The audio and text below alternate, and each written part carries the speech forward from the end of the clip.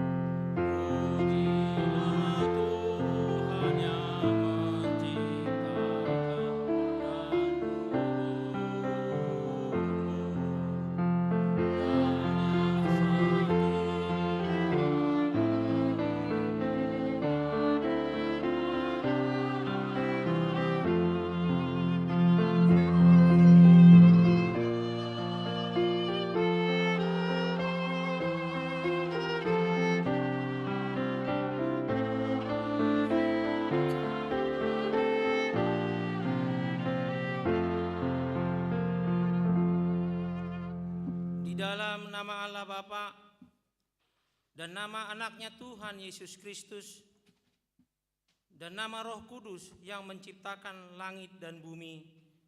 Amin. Siapa gerangan ada padaku di surga selain Engkau? Selain Engkau tidak ada yang kuingini di bumi. Sekalipun dagingku dan hatiku habis lenyap, gunung batuku dan bagianku tetaplah Allah selama-lamanya. Haleluya. Haleluya. Haleluya. Haleluya.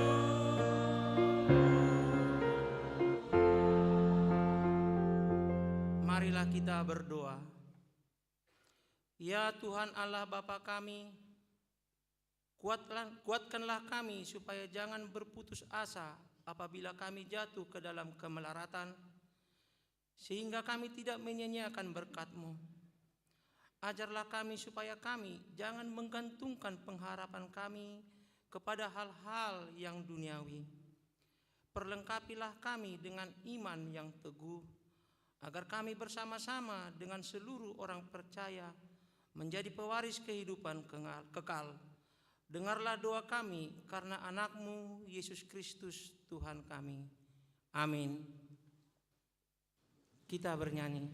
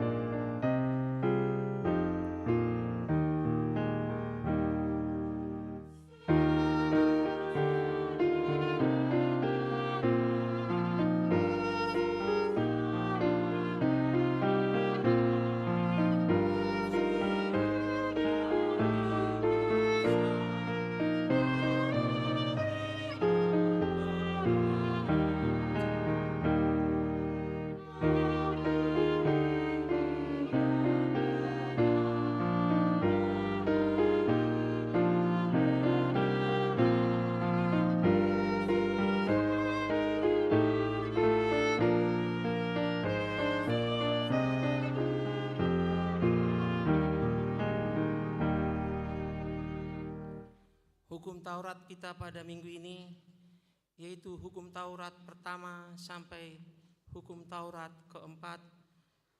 Demikian hukum Taurat Tuhan. Hukum Taurat pertama. Akulah Tuhan Allahmu.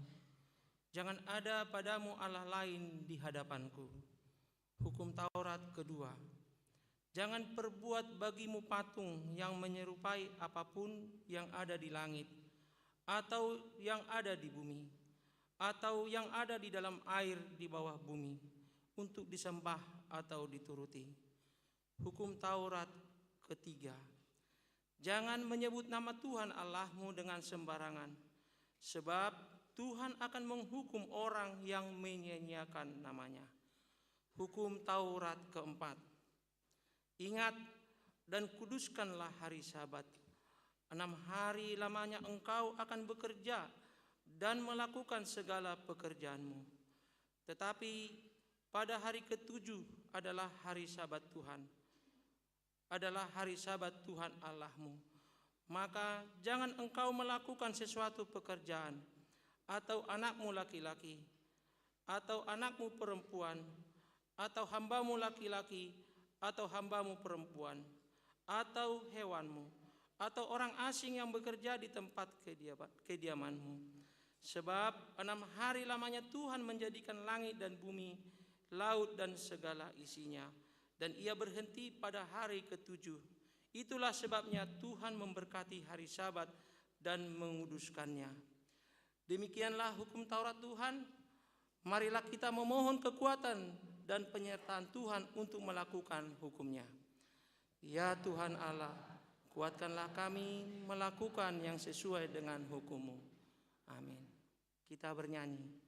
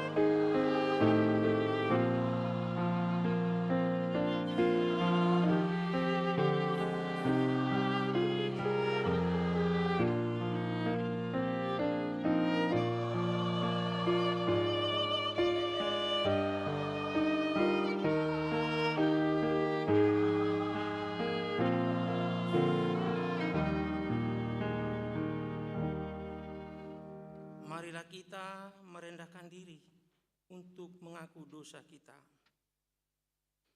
Ya Tuhan Allah Bapa kami yang Maha Kuasa, Engkau mengasihi kami orang yang hina dan tercelah ini. Kami datang ke hadapan-Mu mengaku segala dosa dan kesalahan kami. Sejak dilahirkan, kami sudah bergelimangan di dalam dosa. Kami tersesat dan menyimpang dari jalan Tuhan. Kami sering melanggar hukum. Ya Tuhan, janganlah mengingat dosa dan pelanggaran kami pada masa muda, tetapi ingatlah kepada kami sesuai dengan kasih setia-Mu oleh karena kemurahan-Mu. Ya Tuhan, lapangkanlah hati-Mu terhadap kami yang berdosa ini. Amin. Janji Tuhan tentang pengampunan dosa. Sekalipun dosamu merah seperti kermisi, akan menjadi putih seperti salju. Sekalipun berwarna merah seperti kain kesumba, akan putih seperti bulu domba. Kemuliaan bagi Allah di tempat yang maha tinggi. Amin.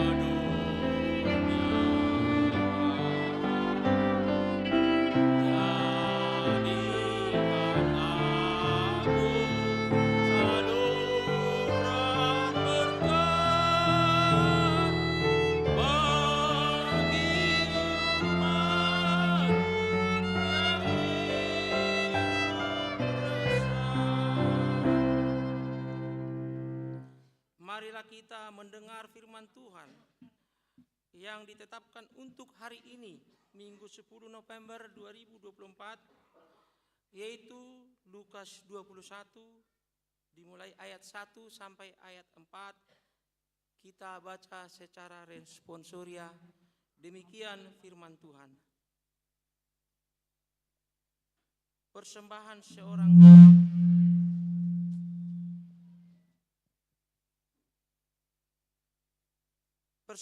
seorang janda miskin. Ketika Yesus mengangkat mukanya, ia melihat orang-orang kaya memasukkan persembahan mereka ke dalam peti persembahan.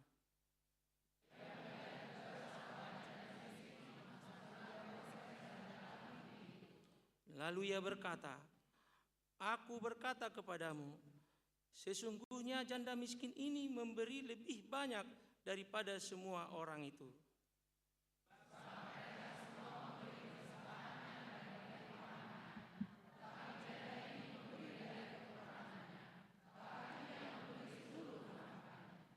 Demikian firman Tuhan. Berbahagialah orang yang mendengar firman Allah serta memeliharanya. Amin. Kita bernyanyi.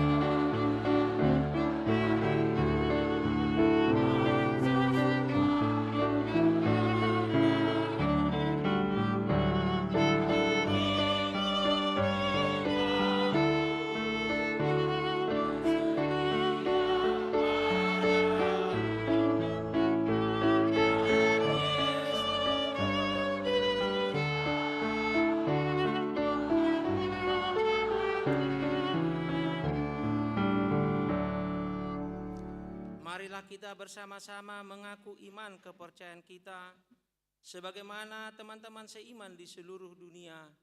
Kita bersama-sama mengucapkannya.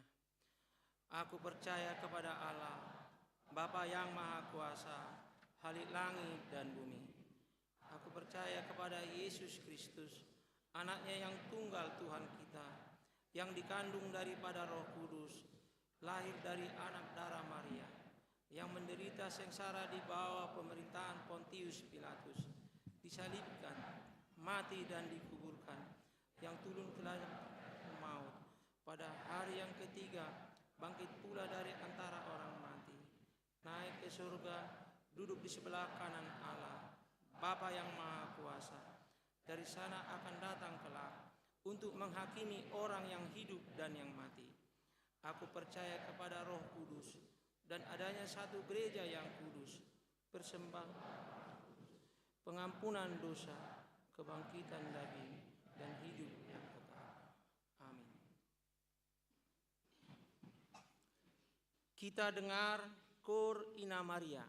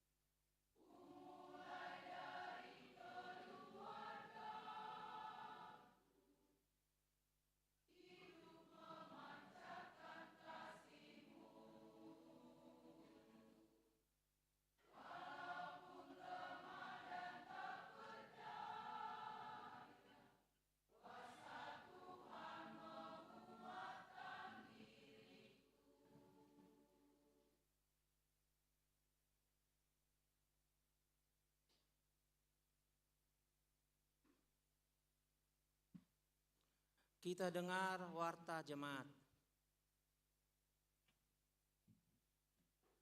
Shalom. Kita mendengarkan warta Minggu Pelayanan, Minggu tanggal 10 November 2024. 1. Nama Minggu. Hari ini kita memasuki Minggu 24 setelah Trinitatis dengan topik Minggu memberi dari kekurangan. 2. Informasi umum. 1. Jemaat baru. Sejak hari ini, Minggu 10 November 2024, telah menjadi jemaat baru di HKBP Tangerang Kota. Bapak Gomal Hutasoid dan Ibu Dermawan Nainggolan yang datang dari HKI Judika Kuta Tengah, Resort Judika Kuta Tengah, bertempat tinggal di Jalan Tanjung 1 Blok E nomor 1186 Cipondo, WIK 10 NRJ 241776. 2. Menjadi jemaat penuh. Hari ini, Minggu 10 November 2024, telah menjadi jemaat penuh keluarga Nyonya Sirait Herlina Sidabutar beserta 1 orang anak bertempat tinggal di Jalan Pengayoman Utara 4 Blok E 22 Buaran Indah WIK 14 NRJ 241775. 3. Jemaat Parguru. Hari ini, Minggu 10 November 2024, telah diterima menjadi jemaat Parguru keluarga 1. Bapak Mario Marsalius Sibuya, Ibu Trisnawati Tampu Bolon beserta 1 orang anak dari WIK 8. 2. Bapak Rizal Marhusaha Sampetua Sitorus, Ibu Kristiani Sinaga beserta 1 orang anak bertempat tinggal di perumahan MGK Pesona 1 nomor 30 dari WIK 12. 4. Warta pemberkatan nikah. A. Warta kedua akan menerima pemberkatan nikah Niko Mario Stefanus Simanulang, putra dari Bapak Marolop Simanulang dan Ibu Saur M. Saragi almarhum, Jemaat HKBP HKI Resort Khusus Depok Daerah 7 Jawa, Bali, Kalimantan, dengan Romauli Ladisa Krister Simanjunta, putri dari Bapak Mopo Simanjunta dan Ibu Rohani Utapea, Jemaat HKBP Tangerang Kota Resort Tangerang Kota WIK 31. Telah melaksanakan pertupulan pada hari Sabtu 2 November 2024 di HKBP Tangerang Kota Resort Tangerang Kota. Pemberkatan nikah akan dilaksanakan pada hari Sabtu 16 November di HKI Resort Khusus Depok Daerah 7 Jawa, Bali, Kalimantan. B. Warta kedua akan menerima pemberkatan nikah Denny Siotang, putra dari Bapak Sarno Siotang dan Ibu Sintua Rospita Manurung, Jemaat HKBP Tangerang Kota Resort Tangerang Kota WIK 1, dengan Ripka Yuniuli Sitorus, putri dari Bapak Kotmin Sitorus almarhum dan Ibu Rustina Site, Jemaat HKBP Kota Bumi Resort Kota Bumi, telah melaksanakan pertupulan pada Sabtu 2 November 2024 di HKBP Tangerang Kota Resort Tangerang Kota.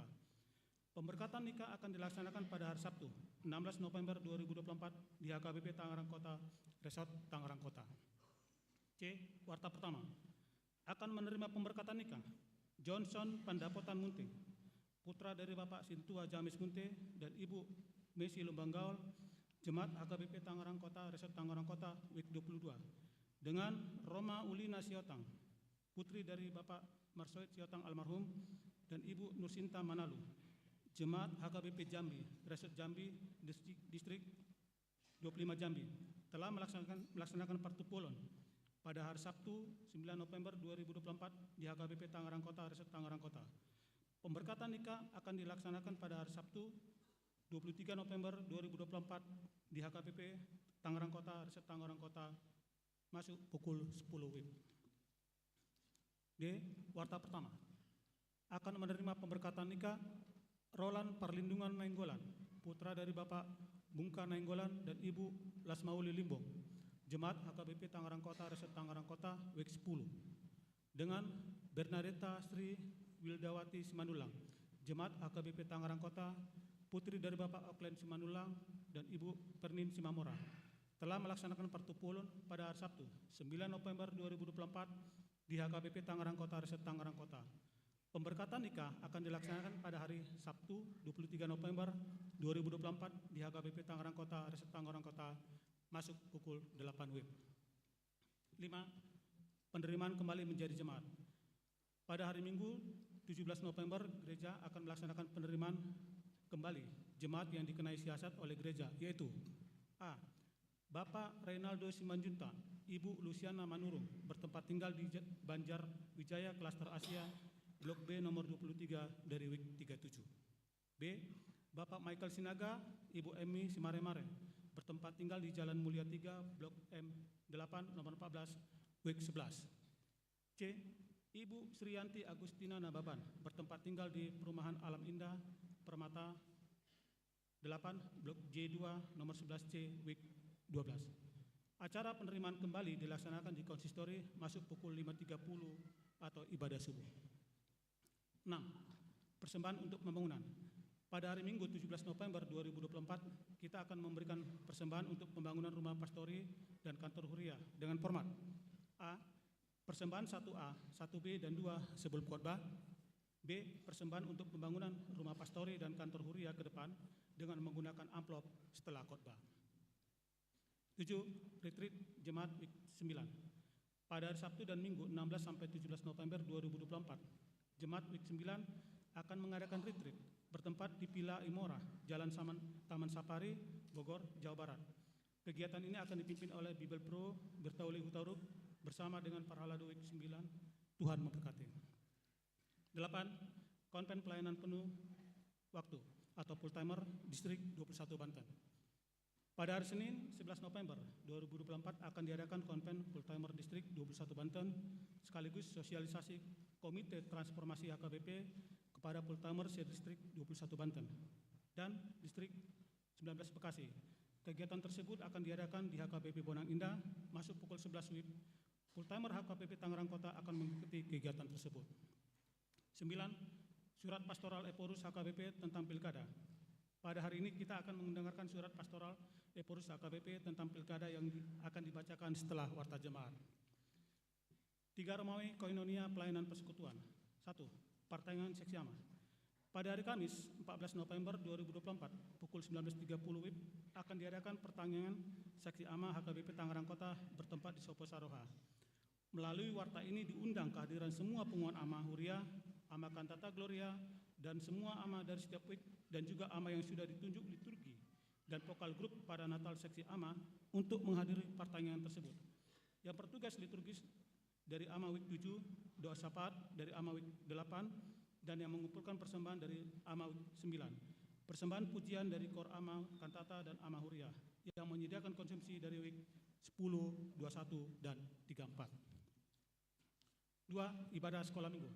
Sehubungan dengan kegiatan latihan Natal sekolah minggu, mulai hari ini, Minggu 10 November 2024, ibadah sekolah minggu hanya dilaksanakan 2 kali ibadah, yaitu pukul 8 WIB dan pukul 11 WIB, menyesuaikan jadwal latihan Natal, agar seluruh orang tua anak sekolah minggu memperhatikan perubahan jadwal ibadah sekolah minggu. 3. Program kerja seksi Dewan Koinonia. Diminta kepada semua seksi di bawah naungan Dewan Koinonia agar menyampaikan program kerja 2025 kepada Dewan Koinonia dengan batas waktu penyampaian tanggal 11 November 2024. 5. Marturia Pelayanan Kesaksian. Perekrutan pemain musik. Bagi jemaat yang bersedia melayani di gereja kita, dengan ini Dewan Marturia membutuhkan pemain musik, yaitu basis, taganing, drummer, gitaris, dan keyboardis. Bagi yang berminat dapat mendaftarkan diri ke Dewan Marturia. 5. Diakonia, pelayanan kasih. Bantuan musibah kebakaran. Pada hari ini, Minggu 10 November 2024, kita akan mengumpulkan persembahan bantuan diakonia atas kejadian musibah kebakaran rumah yang dialami oleh Bapak Agus Janri Hasugian, Inang Boru Siburian pada tanggal 30 Oktober 2024 yang lalu dengan format persembahan 1A, 1B, dan 2 sebelum khotbah dan persembahan khusus diakoni atau amplop setelah khotbah ke depan. 6. Ucapan selamat dan doa. Full timer para halado dan seluruh warga jemaat mengucapkan A. Selamat ulang tahun kelahiran kepada 88 orang jemaat dan ulang tahun pernikahan kepada 19 keluarga. Firman Tuhan berkata, kiranya diberikannya kepadamu apa yang kau kehendaki dan dijadikannya lah berhasil apa yang kau rancangkan. Mazmur 20 ayat 5. B. Kepada jemaat yang sakit, kiranya Tuhan memberikan kekuatan dan kesembuhan. Demikianlah warta minggu ini disampaikan. Untuk warta lainnya dapat kita perhatikan dalam buku acara digital yang telah dibagikan melalui WA Group setiap week. Apabila ada kesalahan dalam penulisan dan pembacaan warta ini, dapat dikonfirmasi ke para lado di week masing-masing atau ke sekretariat jemaat pada jam kantor. Kiranya Tuhan memberkati Horas. Kita mau mendengarkan surat pastoral dari Eporus AKBP Tangerang. Eporus AKBP. Huria Kristen Batak Protestan.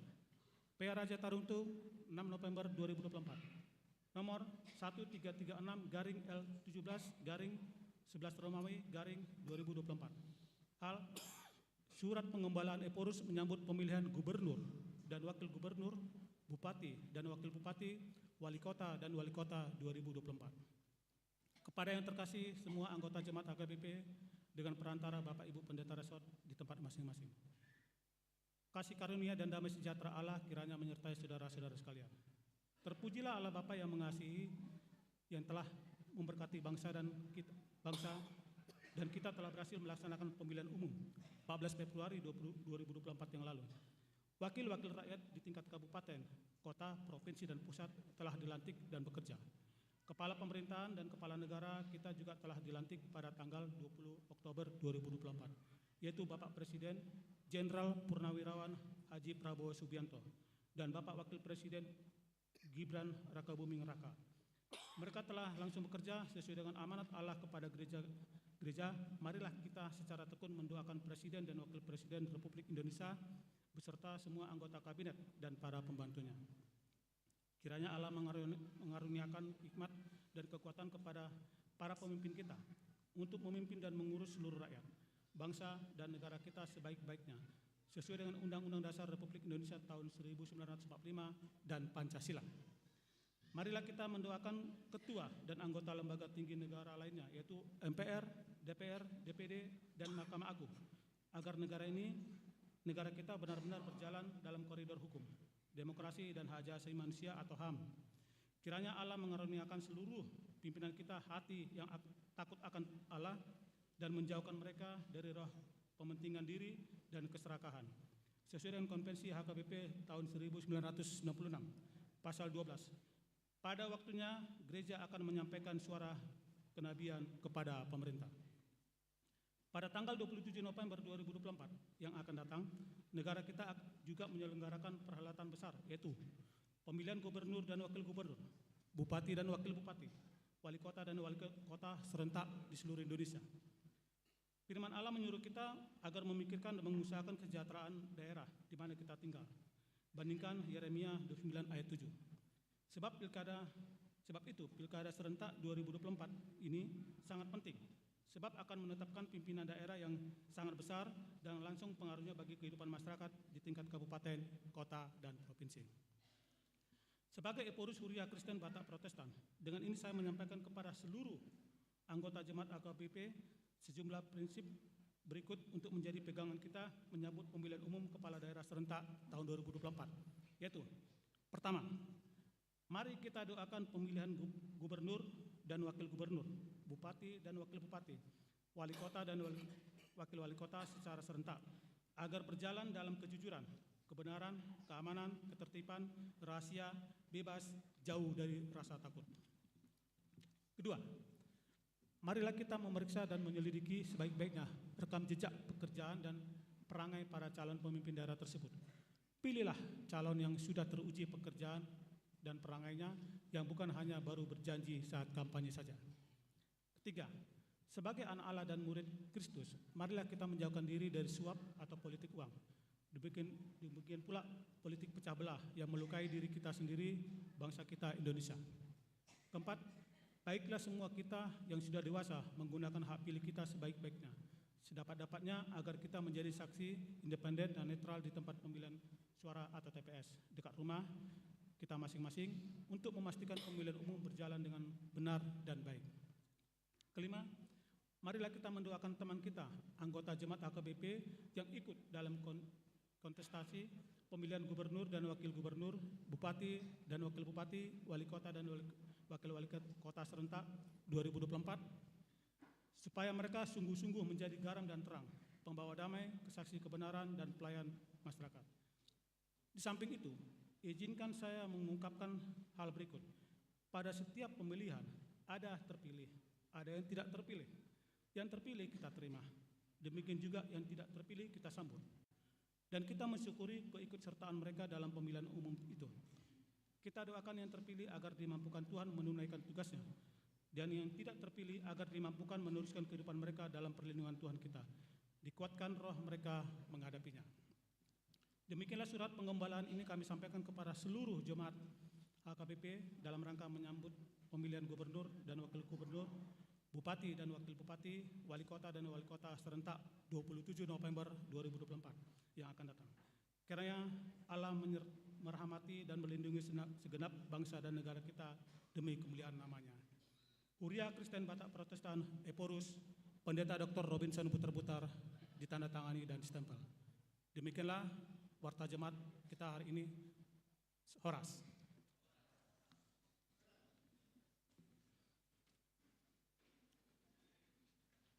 Kita dengar kor lansia.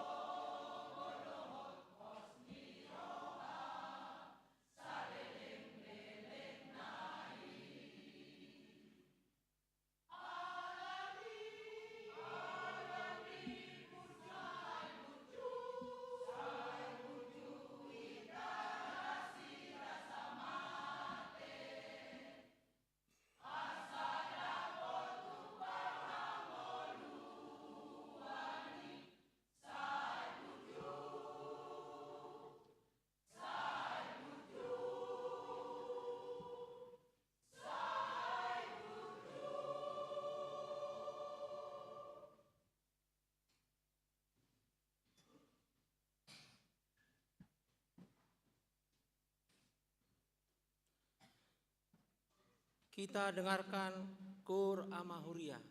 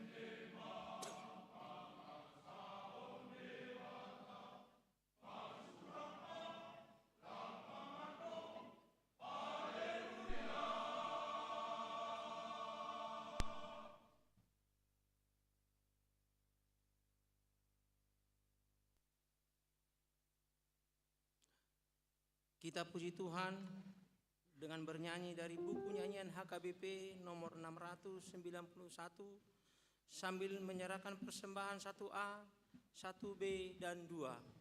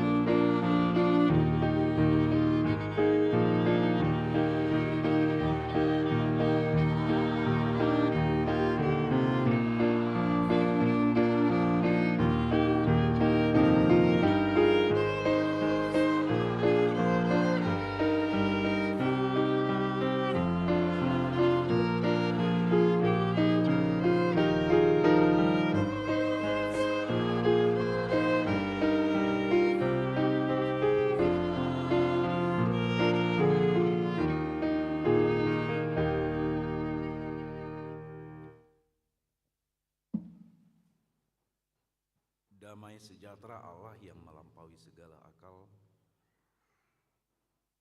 kiranya memelihara hati dan pikiranmu di dalam Kristus Yesus Tuhan kita. Amin. Shalom, selamat hari Minggu, Amang dan Inang, jemaat yang dikasihi Tuhan. Firman Tuhan,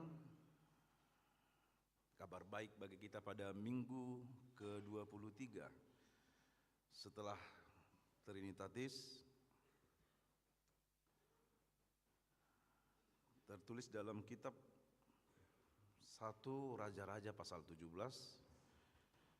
dimulai dari ayat yang ke-7 sampai dengan ayat 16. Saya akan membaca firman Tuhan bagi kita. Tetapi sesudah beberapa waktu, sungai itu menjadi kering, sebab hujan tiada turun di negeri itu. Maka datanglah firman Tuhan kepada Elia, bersiaplah, pergi ke Sarfat yang termasuk wilayah Sidon, dan diamlah di sana. Ketahuilah, aku telah memerintahkan seorang janda untuk memberi engkau makan. Sesudah itu ia bersiap lalu pergi ke Sarfat. Setelah ia sampai ke pintu gerbang kota itu, tampaklah di sana seorang janda sedang mengumpulkan kayu api. Ia berseru kepada perempuan itu, katanya, "Cobalah ambil bagiku sedikit air dalam kendi supaya aku minum." Ketika perempuan itu pergi mengambilnya, ia berseru lagi, "Cobalah ambil juga bagiku sepotong roti." Perempuan itu menjawab, "Demi Tuhan Allahmu yang hidup, sesungguhnya tidak ada roti padaku sedikit pun, kecuali segenggam tepung dalam tempayan dan sedikit minyak dalam buli-buli. Dan sekarang aku sedang mengumpulkan 2-3 potong kayu api. Kemudian aku mau pulang dan mengolahnya bagiku dan bagi anakku. Dan setelah kami memakannya, maka kami akan mati." Tetapi Elia berkata kepadanya, "Janganlah takut, pulanglah. Buatlah seperti yang kau katakan, tetapi buatlah lebih dahulu bagiku sepotong roti bundar kecil daripadanya, dan bawalah kepadaku. Kemudian barulah kau buat bagimu dan bagi anakmu. Sebab beginilah firman Tuhan Allah Israel, tepung dalam tempayan itu tidak akan habis, dan minyak dalam buli-buli itu pun tidak akan berkurang sampai pada waktu Tuhan memberi hujan ke atas muka bumi." Lalu pergilah perempuan itu dan berbuat seperti yang dikatakan Elia. Maka perempuan itu dan dia serta anak perempuan itu mendapat makan beberapa waktu lamanya. Tepung dalam tempayan itu tidak habis, dan minyak dalam buli-buli itu tidak berkurang, seperti firman Tuhan yang diucapkannya dengan perantaraan Elia. Demikian firman Tuhan. Amang dan Inang, saudara-saudara yang dikasihi Tuhan, Elia merupakan seorang nabi besar yang terkenal dengan keberanian serta prinsip dan ketegasannya, sehingga nabi seperti Elia memang sering dianggap mengganggu penguasa, terutama penguasa-penguasa yang lalim, yang bertindak semena-mena. Bahkan dalam zamannya, Elia dicap sebagai musuh dari pemerintah, yaitu Raja Ahab dan istrinya Ratu Isabel. Keberanian Raja Ahab atas perintah Tuhan memperingatkan dan menegur Ahab dan Isabel karena Ahab melakukan yang jahat di mata Tuhan. Pertama, Ahab mengambil perempuan Sidon, perempuan yang tidak percaya kepada Tuhan, menjadi istrinya. Dan akibat itu Ahab pun terpengaruh dan ikut menjadi penyembah berhala. Bahkan lebih dari itu, mereka mendirikan mezbah untuk menjadi tempat penyembahan berhala Baal yang membangkitkan kemarahan dan kemurkaan Tuhan kepada Ahab dan Isabel, termasuk juga kepada Israel. Ahab pun membangun patung Asyera, dan dosa terhadap Tuhan, terutama akibat dari penyembahan-penyembahan berhala itu, secara terus-menerus dilakukan oleh Ahab dan Isabel serta banyak para pegawai-pegawainya. Itu sebabnya Tuhan memerintahkan Elia untuk memperingatkan dan menegur, bahkan sampai menjatuhkan hukuman kepada Israel karena tindakan raja, tindakan pemerintah yang tidak pro rakyat, apalagi tindakan Ahab dan Isabel yang membuat keji di hadapan Tuhan. Maka atas perintah Tuhan, Elia menubuatkan tidak akan turun hujan di Israel selama 3 tahun, sampai Tuhan memerintahkan hujan turun di Israel. Maka terjadi bencana kelaparan, terjadi bencana kekeringan. Ahab dan Isabel marah, Elia dikejar dan ingin dibunuh. Itu sebabnya Tuhan perintahkan Elia untuk sementara hidup dan bersembunyi di tepi sungai Kerit, pasal 1 sampai pasal 6, dan Tuhan memelihara hidup Elia dengan berkelimpahan melalui burung gagak, memberinya makan setiap pagi dan petang tanpa kekurangan. Amang dan Inang, saudara-saudara yang dikasihi Tuhan, dapat kita bayangkan bagaimana hidup Elia selama 1 tahun di tepi sungai Kerit, sungai yang sangat kecil,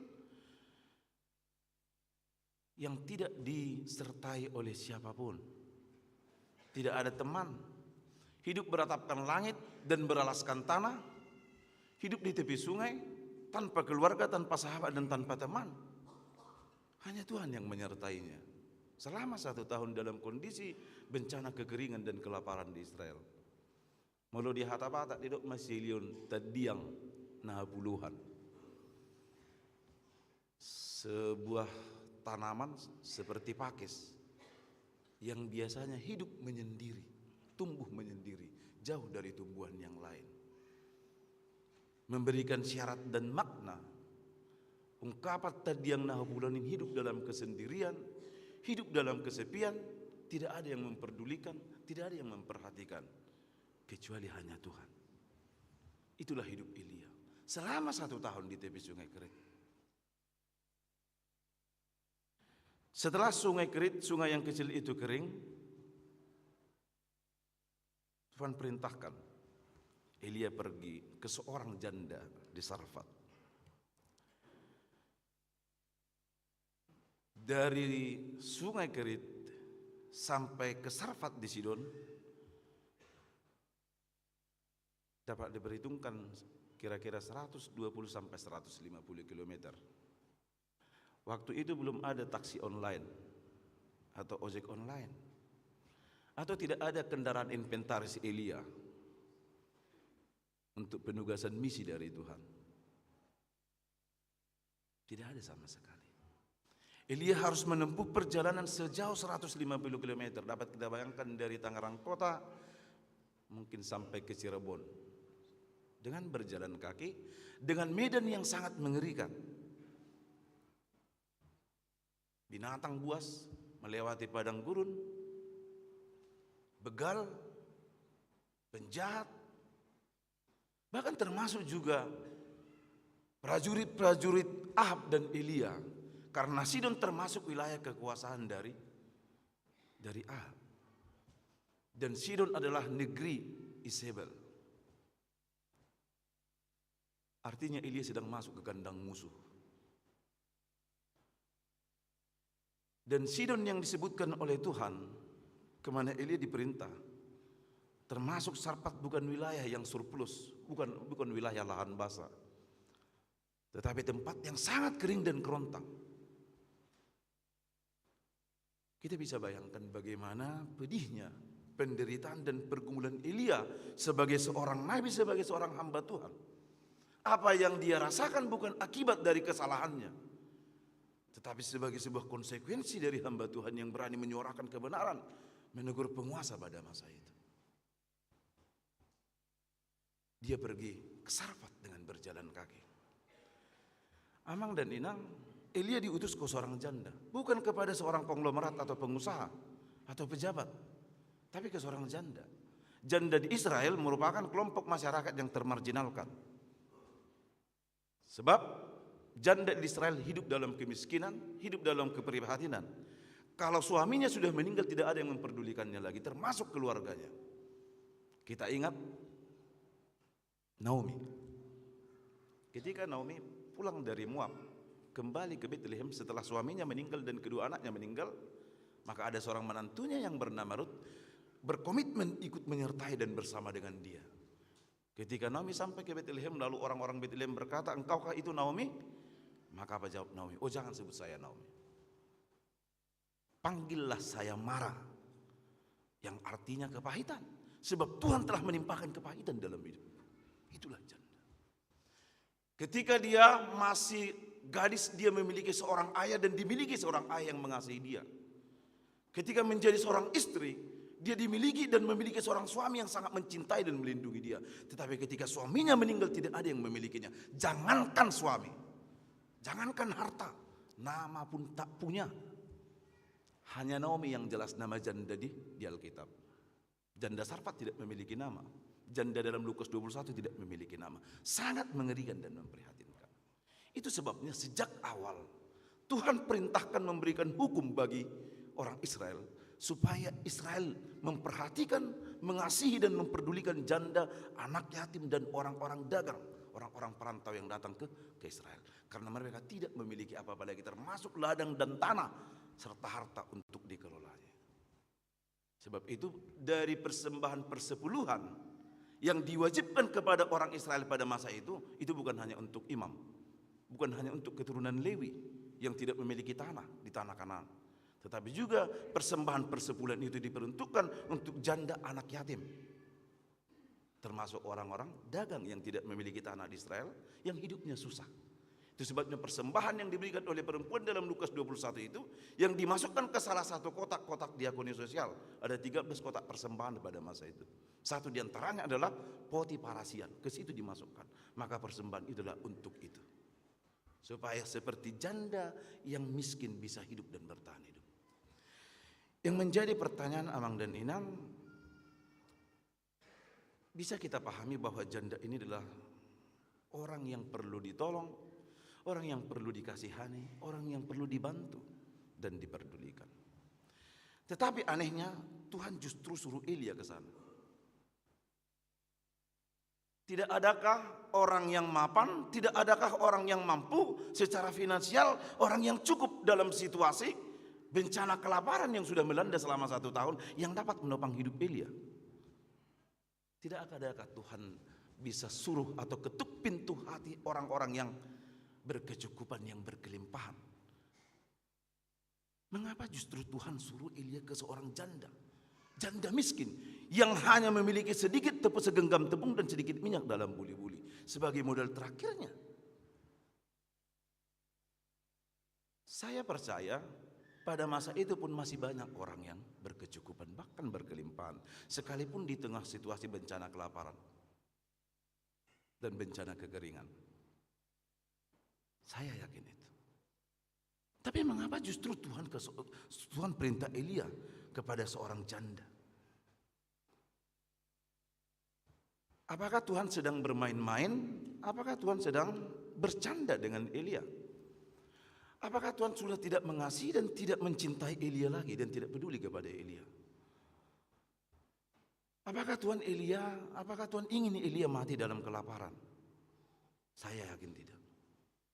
Tuhan sangat mencintai dan Tuhan sangat mengasihi Elia. Karena Tuhan masih ingin memakai Elia untuk menyampaikan firman-Nya bagi Israel, terutama kepada Ahab dan Isebel.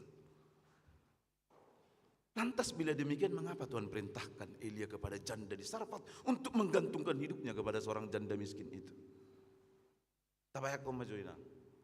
Dalam situasi bencana, kita juga dalam situasi sulit dalam hal finansial dan ekonomi.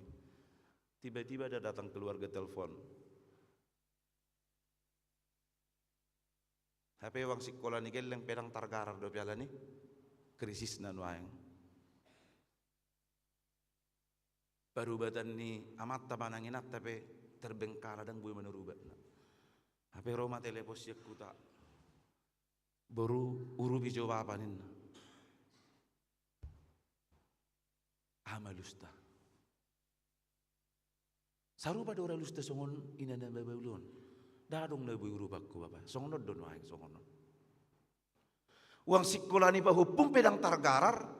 Dok parubatan ni helam pedang terbengkala do. Ingat 1,5 tahun resa hona PHK helam nangau pesongoni. Deposito dan tabungan sudah mulai habis dan terkuras.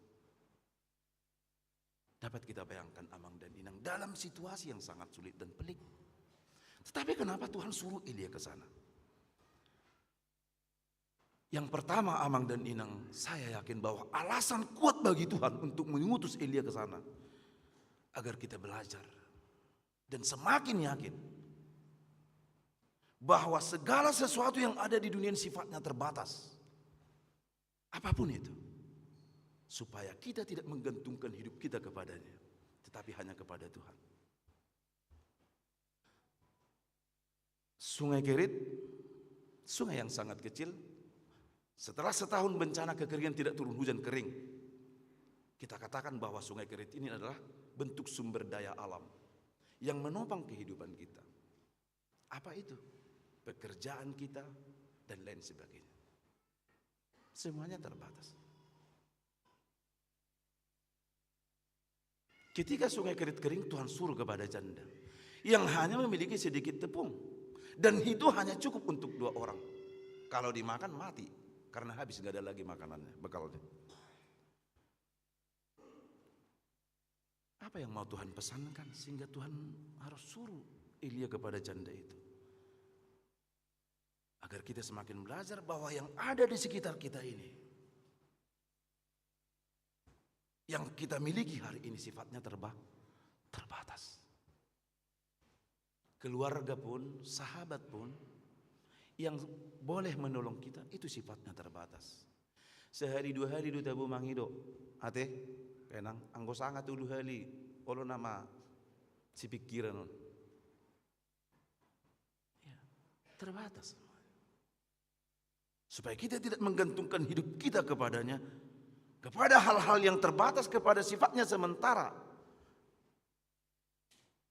Agar Elia tidak menggantungkan hidupnya kepada burung gagak, tidak menggantungkan hidupnya kepada Sungai Kerit, tidak menggantungkan hidupnya kepada janda. Karena semuanya itu, baik Sungai Kerit, baik burung gagak, baik janda di Sarfat itu hanyalah alat di tangan Tuhan untuk memenuhi hidup Elia. Maka Amang dan Inang, apa yang ada pada kita hari ini? Pekerjaan kita, harta kita, semuanya yang ada pada kita, yang ada di sekitar kita, hanyalah alat di tangan Tuhan untuk memenuhi kehidupan kita, untuk memelihara kita, dan untuk mencukupkan setiap apa yang kita butuhkan. Ketergantungan kita bukan kepadanya, tetapi hanya kepada Tuhan. Itu yang pertama. Yang kedua, mengapa Tuhan suruh Elia ke janda di Sarfat? Atau mengapa Tuhan suruh Elia ke tepi Sungai Kerit? Sungai yang sangat kecil, bukan ke tepi Sungai Yordan. Sementara Sungai Kerit dan Sungai Yordan sangat berdekatan. Dan Sungai Kerit itu bermuara ke Sungai Yordan. Mengapa bukan ke Sungai Yordan, sungai yang paling besar pada saat itu? Lalu mengapa Tuhan suruh Elia ke janda di Sarfat? Bukan kepada seorang yang mampu secara finansial, katakanlah konglomerat, pejabat dan lain sebagainya. Mengapa harus ke janda miskin? Bukankah kedatangan Elia menjadi beban bagi janda itu? Ya mestinya menjadi beban. Tapi mengapa Tuhan suruh kepada hal-hal yang kecil? Mengapa Tuhan perintahkan hal-hal yang kecil bagi Elia untuk memelihara hidup Elia? Burung gagak. bukan burung Raja Wali. Dalam Taurat orang Israel, burung gagak ini burung yang haram. Dan burung gagak ini tidak sehebat burung Raja Wali paruhnya. Burung gagak hanya bisa memotong daging yang mau busuk atau bangkai. Beda dengan Raja Wali, bisa merobek daging yang segar. Aneh dan tidak masuk akal. Janda Sungai Kerit dan burung gagak, hal-hal yang sangat kecil dan tidak diperhitungkan. Janda yang termarginalkan itu janda miskin. Alasan kedua mengapa Tuhan perintahkan ke sana, agar kita belajar Amang dan Inang tidak memandang rendah hal-hal yang kecil dalam hidup ini. Small is beautiful. Yang kecil itu indah karena Tuhan pakai. Dan kita terima dengan hati bersyukur. Kekurangankah Elia selama 1 tahun di Sungai Kerit? Oh tidak. Bahkan berkelimpahan di tengah situasi kelaparan dan kekeringan. Kekurangankah Elia dan janda Sarpat itu sampai hujan turun di Israel? Oh tidak kekurangan. Setiap hari mereka menikmati makan. Cukup. Agar kita tidak memandang rendah, agar kita tidak memandang hina, tidak memandang kecil dan menganggap remeh hal-hal yang kecil yang ada dalam hidup kita. Apa itu? Pekerjaan suami kita itu Amang Inang mungkin hanya tukang ojek online. Atau hanya parengge-rengge. Ya. Atau hanya warung-warung sembako yang tidak begitu besar. Atau hanya tambal ban dan lain sebagainya. Yang setiap hari hanya bisa kasih sekian kepada kita sebagai istri. Unang atong alamu lagi bana walang mangalian nason. Nason do dapok mo ulang pola mangako. Iluar mahumudum. Manang mulumudum perak mudum situ dalinatay. Walujam na sida mudum di kamar borong ini. Totong ditu dalinatay. Ala otik setoran nyamat teh. Walang nasol do dapok mo. Bangi pikiriat to. Todo memang. Lau tu geleng sikolana. Lau pangano sadarion, pangano marsugut. Ya. Alai surah husukum mahita noaing. Kurangat do hamu akamang do tinang. Kurangat do. Naruh aku beda kurang. Na sauti kipe na nilehon itu hatta sia suata hal yang kecil menurut ukuran kita itu tidak cukup untuk ini. Faktanya tamak do si geleng mukulia kan, tamak do geleng tai kan, amang do dinang berhasil kan, berhasil dan kita adalah hasilnya. Rana jolo di huta kapangule do natorasta. Nah dia pemolong pegawai negeri. Nah ngodo pegawai negeri tabu. Anggo nama saya dang songot tabu na sinuaing. Holan guguni hau masih satang do. Tabana adong mapinahapiga pegekor. Adong mamanuk doh bebek bibi. Tolor nema sini. Ali di paborak do sudah nak penyo sikola. Hase. Haga busat tadi be. Apakah kita mau? Dapatkah kita memungkiri semua itu? Bagaimana Tuhan pelihara hidup kita dan mengantarkan kita kepada sebuah kehidupan yang berhasil yang kita nikmati hari ini dengan cara yang tidak terduga, dengan sumber daya yang sangat kecil, kolateral yang sangat kecil. HP nuaeng, imana hebat nina julu, na tua tanajulu. Oma arinason yang manggara ruang buka udah. Binoto dosa dia gaji nasi kubun, anak ni berkubun dah. Saya tahu itu. Pitu hame, oleh itu pos maroham. Adong me. Binoto dorang adong. Siapa najutan gaji nalonai di bonani bulani sering gaji yang dia terima itu hanya numpang lewat. Hola pamulusan do. So cukup boras nasian perusahaan ni boras satu ini. Tak cukup. Wah masih guguma kami sudi. Masih kolek kudalana 6 kilometer ganu pare. Darung jajan. Jadi lo si kolek ko butong-butong do. Masuk di sekolah mesti ngodoh alani butong nak. Ali jam 11 nong ngamali hiya be darung jajan. HP mulai jam 2. Nggak perlu rohani para tahun nona deh. Nggak ada tugas dalam para tahun nih. Saya naking mi kosong non.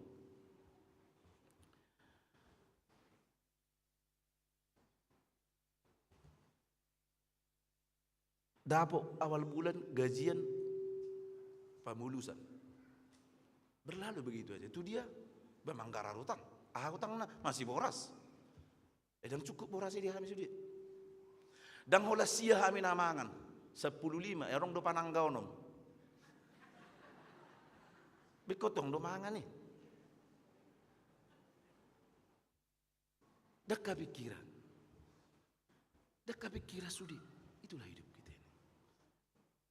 Tapi karena kita terima dengan rasa syukur. Ala dia won nato rastai do ina julu.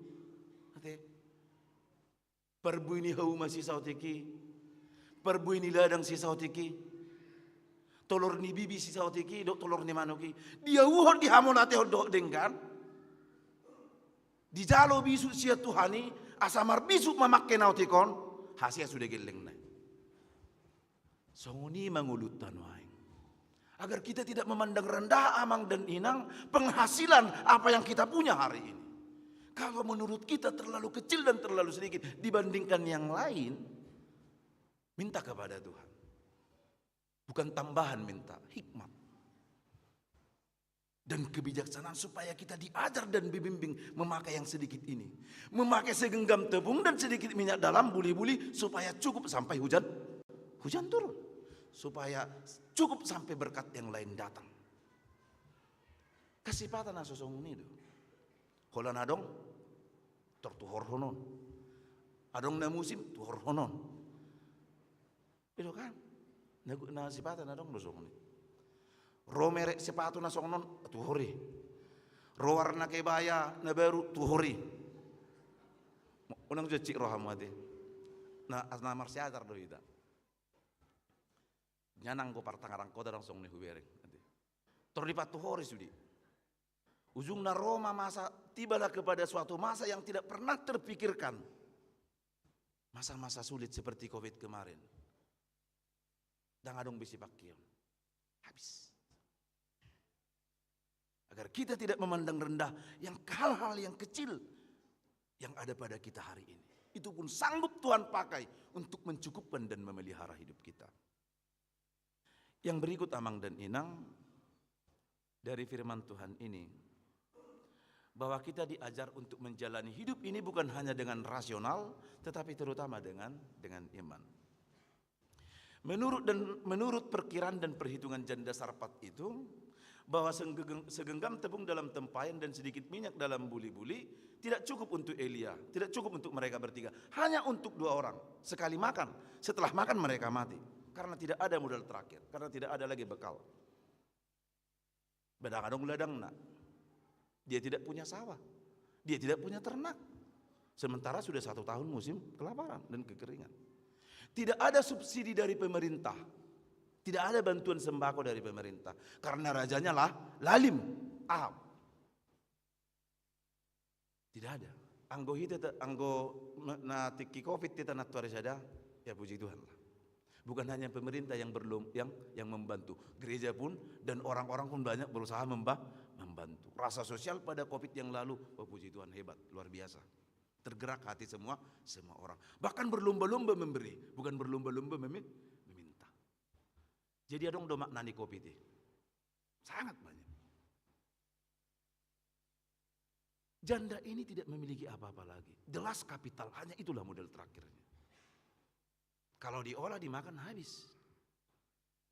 Tidak ada bantuan, sekali lagi tidak ada bantuan sembako subsidi dari pemerintah. Karena Ahab dan Isabel penguasa yang lalim. Tarhonado lubuni si Ahab di Parwahaon. Dia lebih mementingkan ternaknya daripada mementingkan rakyatnya.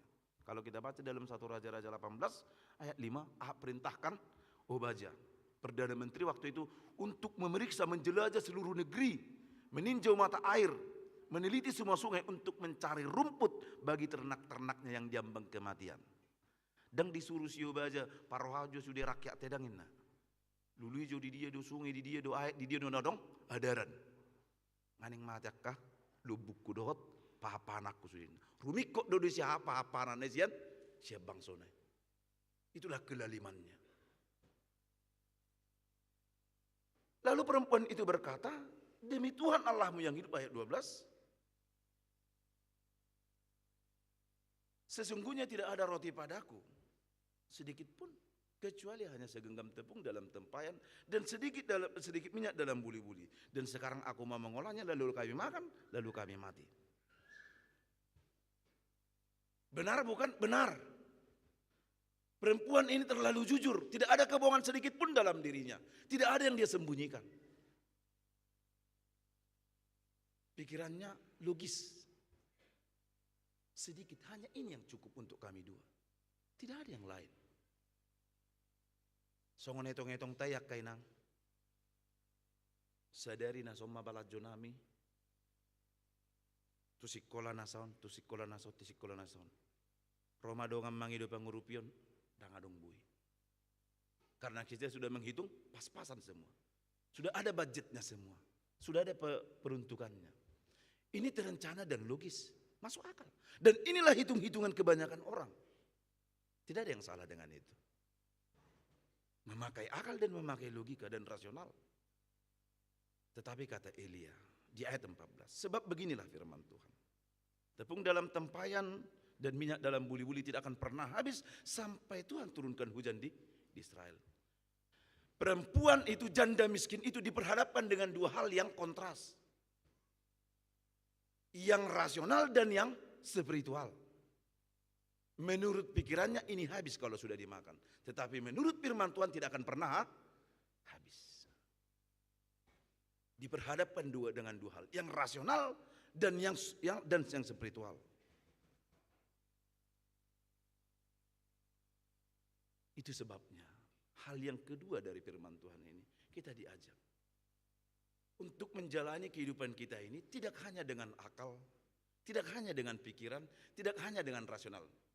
Semua itu adalah karunia Tuhan yang harus kita pakai. Tetapi itu tidak cukup. Ada hal yang lebih besar yang harus kita pergunakan. Dan itu yang paling utama, iman kita ini.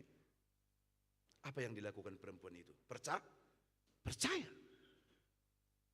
Dari yang rasional berpindah kepada yang spiritual.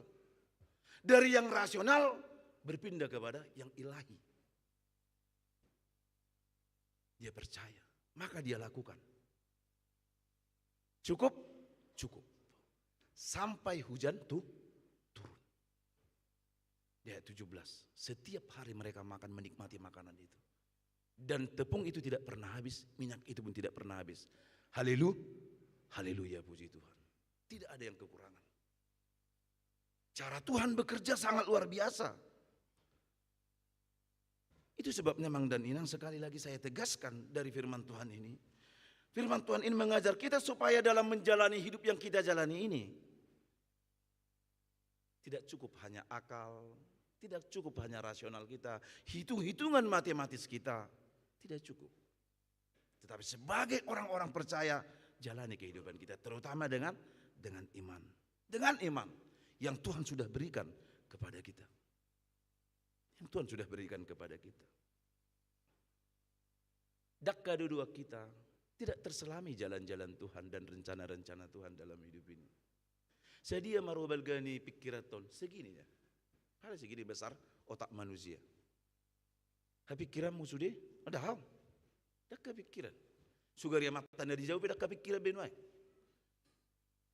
Manangin mata dari jauh dakka pikiran be. Dakka pikiran. Tidak sanggup memikirkan. Karena kita terbatas. Tapi Tuhan itu tidak terbatas. Tuhan cukupkan semuanya. Tepung dalam tempayan dan minyak dalam buli-buli tidak pernah habis. Mereka menikmatinya setiap hari. Alani molo holan pikira todo, gogo todo, kamang, do tinang, tapang ngasahon na madalani nguluon. Hatok do itanong marsahit. Pian. Murah-murah do hita madeli. Murah-murah do hita marungut-ungut. Terus molon na ungut-ungutan nong. Terus. Hari ini Tuhan perhadapkan itu. Saya berkata Alkitab bukan mempertentangkan antara rasional dan firman Tuhan. Oh tidak. Tidak mempertentangkan, tapi kita harus ingat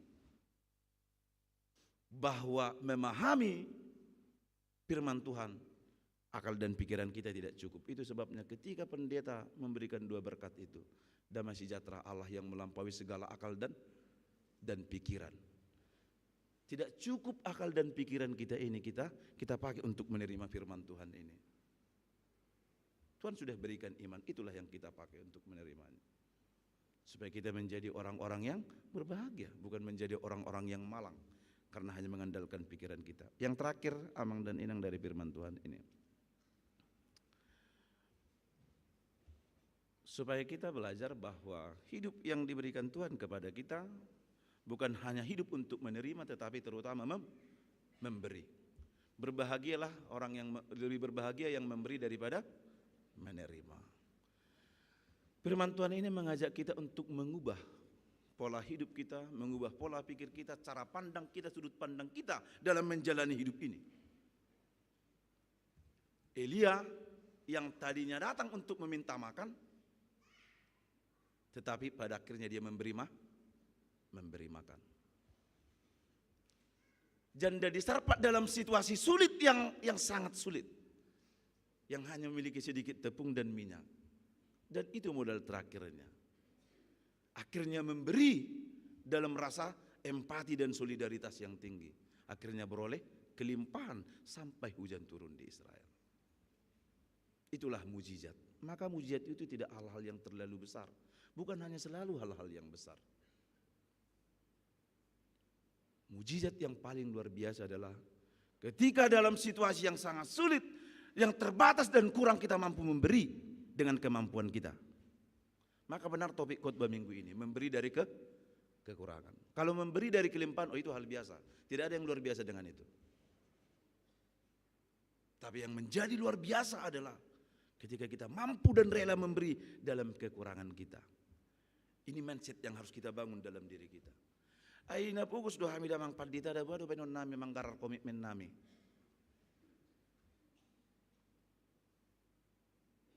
Dan adong song ni jandana di Lukas 20 sade. Dialah yang paling kurang. Atau sudah adakah jemaat di AKBP Tangerang Kota ini yang hidupnya seperti janda di Lukas 21 itu? Yang tidak punya apa-apa lagi, atau seperti janda di Sarfat ini? Saya yakin tidak, belum. Memberi dari kekurangan. Mengajarkan kepada kita artinya orang percaya tidak punya alasan untuk tidak memberi, tetapi punya alasan untuk tidak menerima. Itu. Tidak punya alasan untuk tidak memberi dalam segala situasi dan dalam segala keadaan. Itu yang mau disampaikan firman Tuhan, pesan yang ketiga untuk kita renungkan. Mengubah sudut pandang, cara pandang dan pola pikir kita dalam segala situasi. Perubahan paradigma dan pola pikir. Elia datang bukan hanya meminta berkat, tapi dia datang memberi berkat. Maka katakan dalam hati kita bagi diri kita, kehadiran saya di sini, di rumah tangga ini, di tempat kerja ini, di gereja ini harus menjadi berkat. Ya, karena Tuhan mengangkat kita bukan menjadi ekor, tetapi menjadi kepala. Dan ikut direksi asa kepala. Karyawan bawahan pun bisa menjadi kepala lewat sikap kerja kita yang baik, memberikan teladan, maka orang akan melihat. Namanya juga kepala, dia akan ikut terus. Ekor akan mengikuti kepala. Kalau kita bekerja dengan baik, dimanapun kita tinggal dan hidup, di tengah-tengah keluarga, kita menjadi istri, orang tua, suami yang baik, anak-anak akan mengikuti. Itulah kepala. Kalau kita sebagai anak, apalagi anak-anak pertama yang paling besar, anak sulung, atau siapapun kita, posisi kita dan bagaimanapun, kita bisa menjadi kepala dengan cara hidup dan sikap kita yang patut menjadi teladan. Kita menjadi berkat. Memberi, yang kita beri bukan hanya yang bersifat materi, tapi banyak hal yang bisa kita beri. Kita para pelayan di gereja pun demikian. Memberi apa yang kita beri? Waktu, tenaga, pikiran kita, dan seluruh apa yang ada pada kita. Supaya kehadiran kita menjadi pelayan di tengah-tengah gereja bukan hanya pelayan tabisan, tetapi semua kita yang terpanggil menjadi pelayan, menjadi berkat. Pun juga dengan jemaat, kita harus belajar memberi dalam segala keterbatasan dan kekurangan kita. Maka tidak ada alasan sebenarnya. Hari ini firman Tuhan ini mengetuk pintu kita masing-masing. Amang dan Nina, mengetuk pintu hati kita. Mulai sejak hari ini. Lupakan dan jangan kita pakai kata-kata tidak mampu. Sekalipun sebenarnya kita tidak mampu. Kita bukan mau berbohong. Oh tidak. Kita menjadi orang jujur. Jujur dengan berkat Tuhan yang kita terima. Jehovah Jireh, Tuhan menyediakan. Kita tidak akan berkekurangan. Menyediakan apa yang akan kita berikan. Tuhan menyediakan itu. Sama seperti perempuan itu. Janda dalam kitab Lukas dan juga janda yang di Sarfat itu. Oleh sebab itu Amang dan Ninang, Tuhan memberkati kita menjadi jemaat yang hidup dalam common oriented. Orientasi hidup bersama, bukan orientasi hidup pribadi. Amin. Kita berdoa.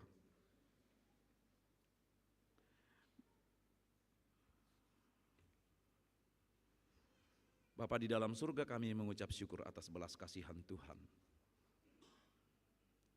yang memberikan kami hidup, memberikan kami iman dan pengharapan, juga yang telah mengantarkan kami ke hari yang Tuhan kuduskan ini.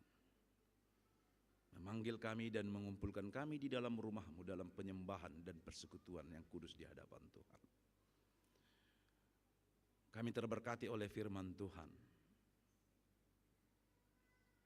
Dan kami semakin belajar untuk menjalani hidup ini. Bila pun hal-hal yang sulit dan yang sangat sulit yang tidak pernah kami bayangkan, Tuhan izinkan terjadi dalam kehidupan kami. Bahkan dalam situasi yang sangat menyenangkan dan menggembirakan pun, kami hanya selalu bergantung kepada Tuhan. Apa yang ada pada kami hari ini, yang ada di sekitar kami hanyalah alat di tangan Tuhan untuk memelihara dan menjamin memproteksi hidup kami. Tuhanlah pemelihara hidup kami dalam segala situasi dan keadaan.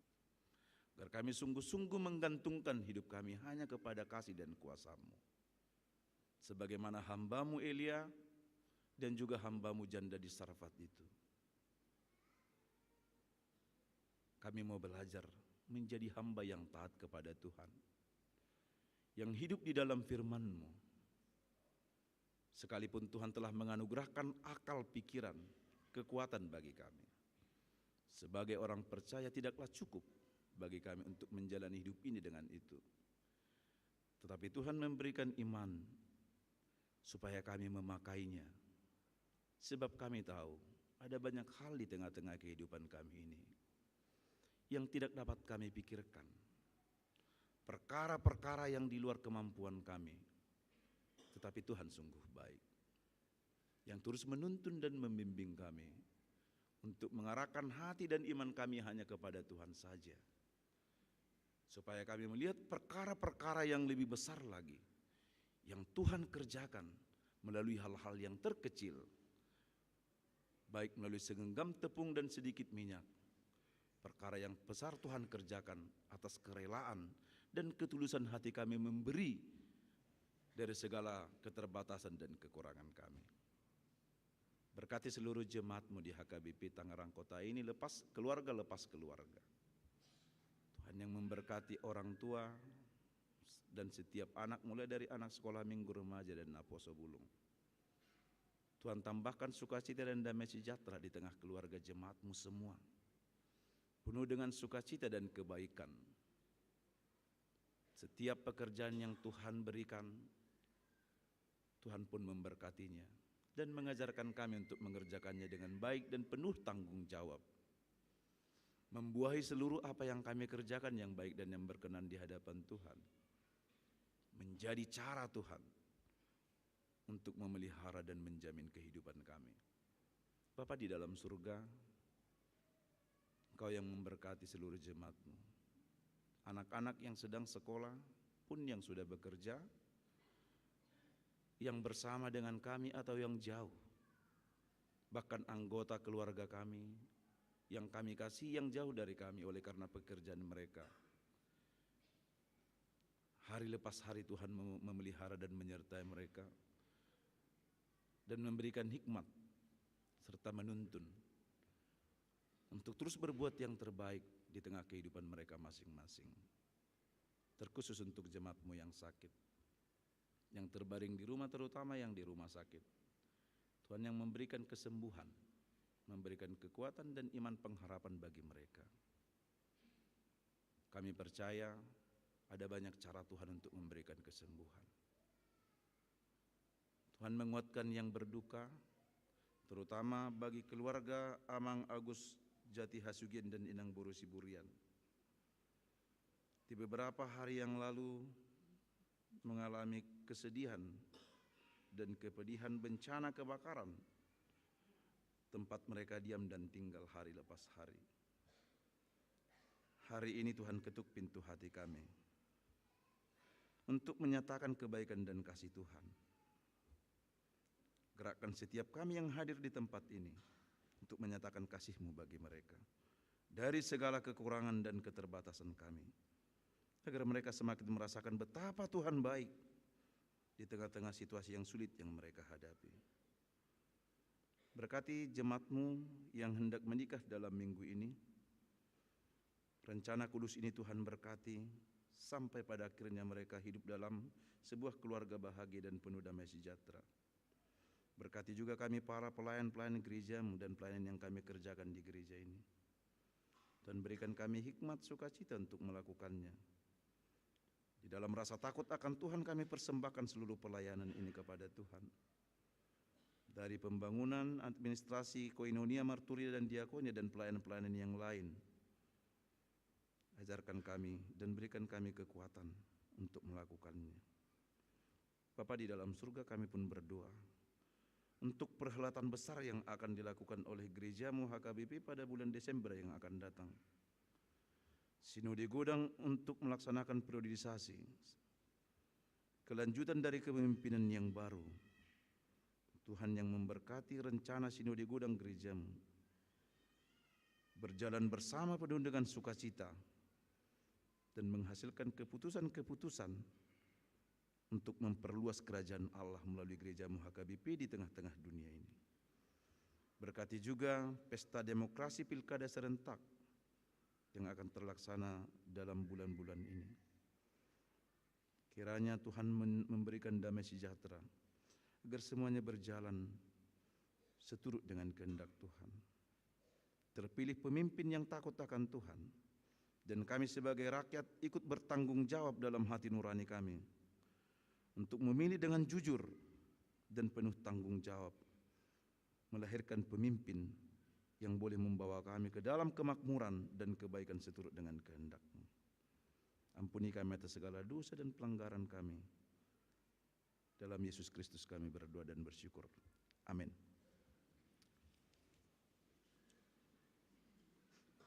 Kita bernyanyi dan mengumpulkan persembahan.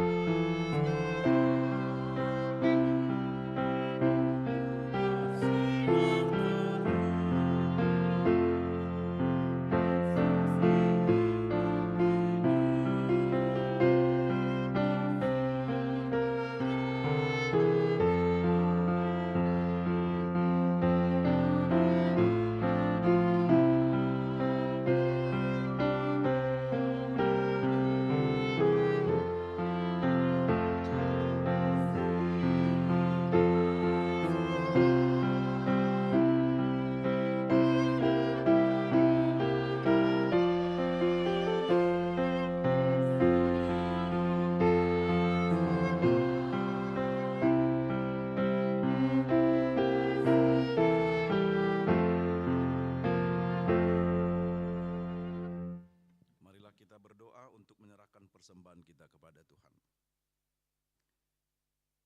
Ya Allah Bapa kami yang di surga, kami mengaku bahwa Tuhan adalah sumber dari segala karunia yang melimpah dalam kehidupan kami masing-masing.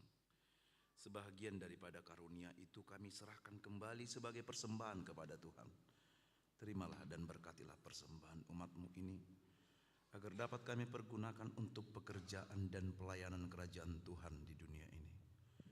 Bukalah hati kami untuk mengenal betapa banyak berkat dan karunia yang kami peroleh dari Tuhan, supaya kami senantiasa bersyukur kepadamu di dalam nama Yesus Kristus Tuhan kami. Amin. Tuhan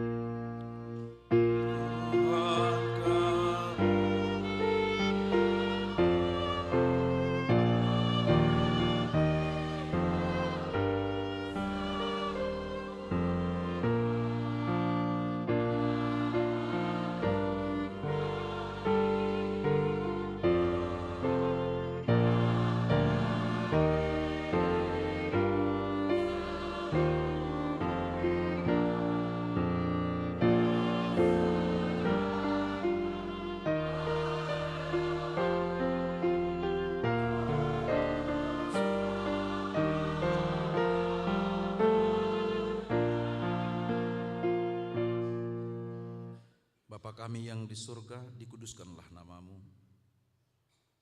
Datanglah kerajaanmu, jadilah kehendakmu di bumi seperti di surga. Berikanlah kami pada hari ini makanan kami yang secukupnya. Dan ampunilah kami akan kesalahan kami, seperti kami juga telah mengampuni orang yang bersalah kepada kami. Dan janganlah membawa kami ke dalam pencobaan, tetapi lepaskanlah kami daripada yang jahat.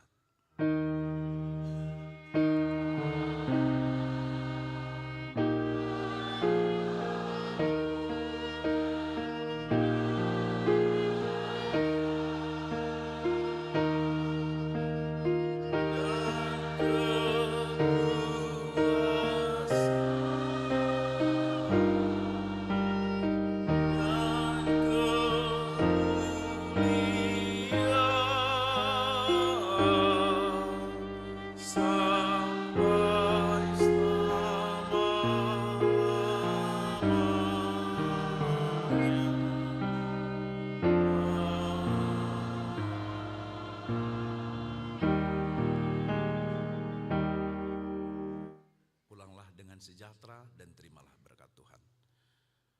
Tuhan memberkati engkau dan melindungi engkau. Tuhan menyinari engkau dengan wajahnya dan memberi engkau kasih karunia.